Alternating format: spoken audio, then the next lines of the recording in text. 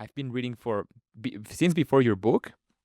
I've been reading dopamine hits, addiction, I got that it sort in of this book. thing, and that in itself makes also my own relationship with tech like on a guilt trip. Hey, I'm using Right. it too much. But at the other hand, like you say, it's how we use it. When I'm on X, So let me pause you. yep, Let me pause you. The guilt trip, right?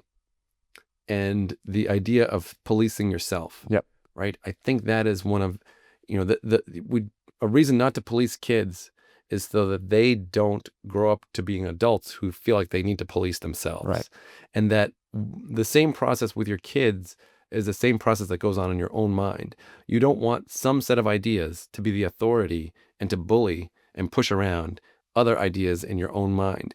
You want to let all of the ideas in your mind have a say and constantly be allowing new ideas to come up and ultimately arriving on explanations that account for all the different things that are going on in your life, to make improvements, and you don't want to privilege one set of ideas at the expense of the others.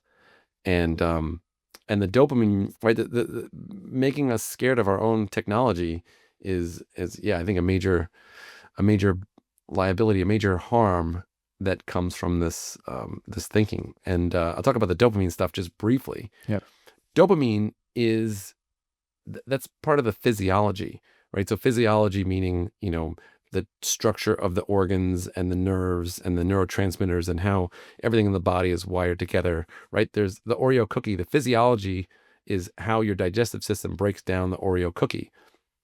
And that's going to happen regardless of whatever the reasons are in my head about the Oreo cookie. It's going to go down, and the gastric juices in my stomach are going to dissolve it in a certain way, regardless of what I think about it. So the physiology is separate from the mind and the reasons. And so with dopamine, dopamine is the physiology part of it. It's the hardware part of it. But dopamine is, number one, it's produced with any pleasurable experience. So, right, like think of the most wholesome, pleasurable experience, finishing your book, right?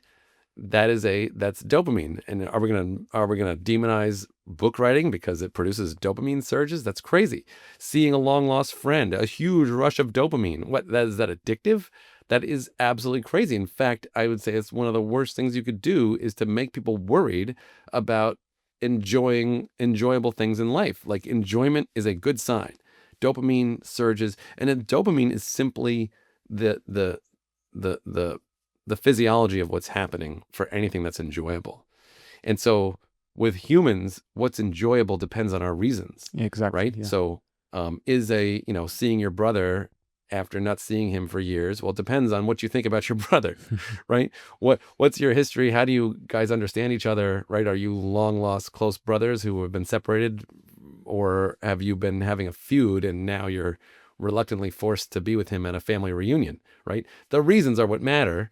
Physiologically, he's still, him, and, you're seeing him with your eyes. And so the dopamine does not simply surge when you see your brother after a long time apart. It depends on the reason for being apart for a long time. And right. So it's the reasons that matter. And the dopamine is simply the objective part of it, the part that you can see on a brain scanner or something. But it's irrelevant to the reasons. So all of this dopamine is just fear mongering. I've never heard one of these dopamine people talk about dopamine release for wholesome things. They just it's like I don't know. I don't want to be too pejorative about it, but it does bug me that it's usually psychologists. And it's funny that you have to be a psychologist to be this confused about people, right? To be this dismissive of people's reasons. Psychologists should be the most interested in reasons. And instead, they treat the mind like a black box, and they treat us like a Skinner. Even though B.F. Skinner and behaviorism in psychology have been refuted. All that stuff, that's no longer it used to be the canon. Skinner was like the god of psychology, and now it's like, actually that was a mistake. It's considered like a lost couple decades, but still behaviorism is still front and center in psychology. The quickest example is all the stuff about social media and whether it's harmful for kids' mental health. And what do? They treat kids like pigeons, right? They say, okay, or we're going to do an experiment. We're going to give you a survey of how, how depressed or happy are you? What's your self-esteem? What's your mood, right? You answer the survey, then you go use Facebook for 20 minutes, not even that long. And, a control group goes and, uses the internet without Facebook for 20 minutes. And then they give both groups a survey at the end.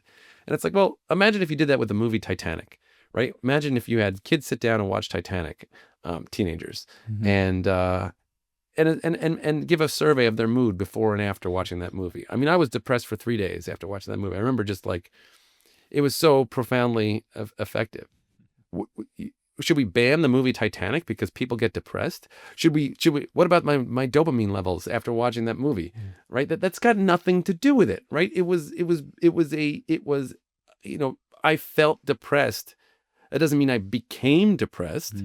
In fact, maybe watching depressing movies helps you vicariously experience emotions like depression and better understand what depression is. So when you break up with a girlfriend, you're like, oh, wow, this is, you can understand that a little bit better, but without, falling off the rails because you've never had any vicarious experiences of romance and breakup and loss, right? So it's